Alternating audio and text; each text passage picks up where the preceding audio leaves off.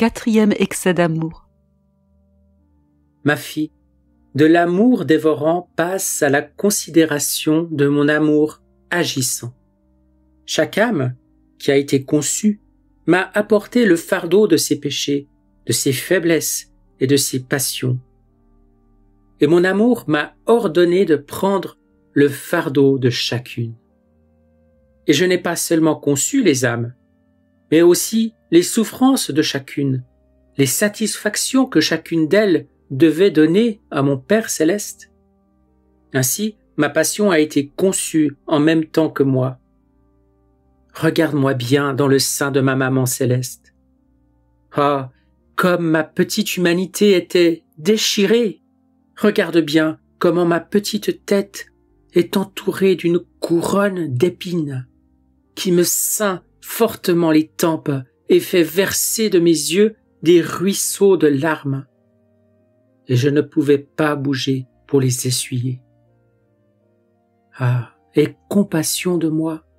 Essuie mes yeux de tant de pleurs, toi qui as les bras libres pour pouvoir me le faire. Ces épines sont la couronne que forment toutes les pensées mauvaises qui se pressent dans les esprits humains. Oh, comme elles me piquent plus que les épines que la terre fait pousser. Mais regarde encore quelle longue crucifixion de 9 mois. Je ne pouvais pas bouger un doigt, une main ou un pied. J'étais ici, toujours immobile.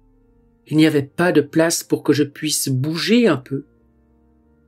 Quelle longue et dure crucifixion.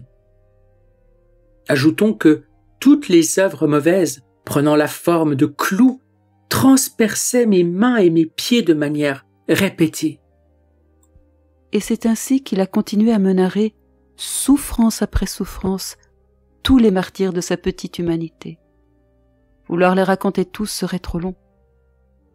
Alors je m'abandonnais aux pleurs et je l'entendais dire dans mon intérieur : « Ma fille, je voudrais t'embrasser, mais je ne peux pas. Il n'y a pas d'espace, je suis immobile. Je ne peux pas le faire. Je voudrais venir vers toi, mais je ne peux pas marcher. Pour l'instant, embrasse-moi et viens à moi. Ensuite, quand je sortirai du sein de ma mère, je viendrai à toi. » Mais alors que dans mon imagination je l'embrassais, je le serrais fortement sur mon cœur, une voix intérieure me disait : « Assez pour maintenant, ma fille, et passe à la considération du 5e excès de mon amour. »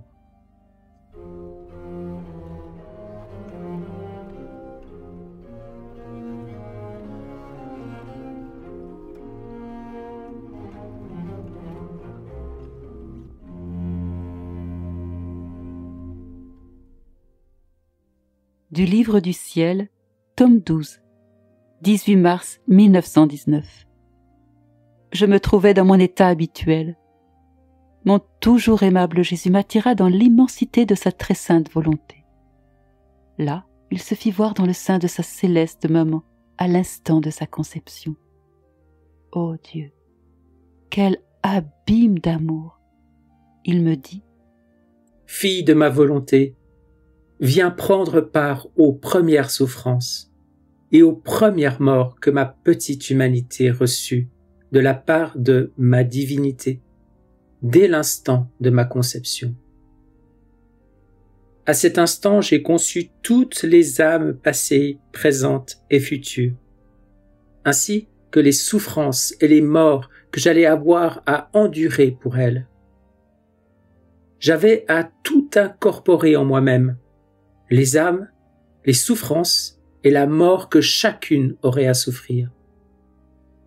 Je voulais pouvoir dire à mon Père : « Père, ne regarde pas aux créatures, ne regarde que moi. En moi, tu les trouveras toutes. Je satisferai pour chacune. Je te donnerai autant de souffrances que tu voudras. Si tu veux que je subisse une mort pour chacune, je le ferai. J'accepte tout, pourvu que tu donnes la vie à toutes. Et comme ma volonté contient toutes les âmes et toutes les choses, pas uniquement d'une manière abstraite ou intentionnelle, mais en réalité, chacune était présente en moi et identifiée à moi. Je suis mort pour chacune, et j'ai souffert les souffrances de chacune. Une puissance et une volonté divine m'étaient nécessaires pour que je puisse vivre autant de souffrances et de morts. Donc, au moment même où elle fut conçue, ma petite humanité commença à souffrir des douleurs et des morts. Toutes les âmes nageaient en moi comme dans un vaste océan, formant les membres de mes membres, le sang de mon sang, le cœur de mon cœur. Que de fois ma mère ne ressentit-elle pas mes souffrances et mes morts, et ne mourut-elle pas avec moi, elle qui avait la première place dans mon humanité? Qu'il m'était doux de trouver dans l'amour de ma mère l'écho du mien. Ce sont là des mystères profonds, où incapable de les comprendre, l'intelligence humaine se perd. Viens donc, dans ma volonté, prendre part aux souffrances et aux morts que j'ai endurées dès l'instant de ma conception. Ainsi, tu pourras mieux comprendre ce que je te dis. Je ne puis expliquer comment, mais je me suis trouvée dans le sein de notre reine mère. Là, j'ai pu voir le bébé Jésus si petit et néanmoins contenant tout. Un dard de lumière se détacha de son cœur et se dirigea vers moi. Quand ce dard me pénétrait, je sentais qu'il me donnait la mort, et quand il se retirait, la vie me revenait. Chaque touche de ce dard produisait en moi une douleur très aiguë, au point que je me sentais annihilée, réellement mourir. Puis, par la même touche, je me sentais revivre.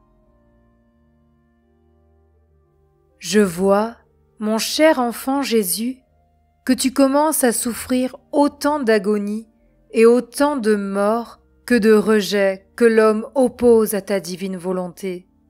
Et j'observe que toi, très douce mère, tu voudrais prendre immédiatement sur toi toutes ces morts afin de satisfaire la volonté suprême. Ô Jésus, je sens mon cœur se déchirer de te voir agoniser, toi encore si petit. C'est pourquoi, mon tendre enfant, je veux donner vie au divin fiat dans mon âme autant de fois que les créatures l'ont rejeté, et je veux faire mourir ma volonté autant de fois qu'elles ont donné vie à leur propre volonté. Oui, je veux faire couler le courant de ta propre volonté divine dans ta petite humanité, de sorte que l'agonie et la peine de mort que tu souffres soient moins déchirantes. Ô mon doux amour, combien de souffrances n'as-tu pas souffertes dans le sein de la Vierge Maman? Tu y restes immobile, car tu ne peux bouger ni un doigt ni un petit pied. Tu n'as même pas la place d'ouvrir tes beaux yeux. Aucun filet de lumière ne parvient jusqu'à toi. Dans cette étroite prison ne se trouve qu'une profonde obscurité. Mais je veux faire de la place dans mon cœur pour que tu puisses t'y reposer, et je ferai résonner en même temps à ton oreille mon incessant « Je t'aime, je t'adore, je te bénis », afin de te demander avec insistance que vienne le règne de ton fiat sur la terre comme au ciel.